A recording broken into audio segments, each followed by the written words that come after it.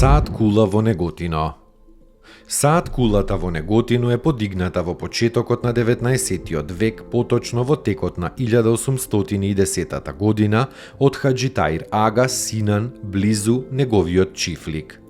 Тој го изградил и безистенот во Неготино, кој изгорел во пожарот од 1913 година. За историјата на кулата може да се прочита на надписи над влезот на кулата, кои се напишани на арапски јазик. Во основата кулата е шестоаголна, висока е околу 15 на метри и е зидана исклучиво од камен, со блокови со дебелина од околу 1 метар.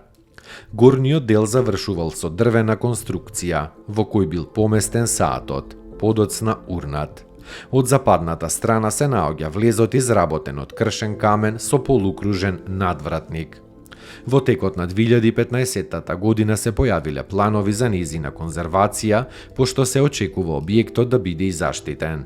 Проектот за конзервација на саат кулата во Неготино е во соработка помеѓу локалниот музеј на градот Неготино, општината и Министерството за култура на Македонија, со средства во висина од 500.000 денари.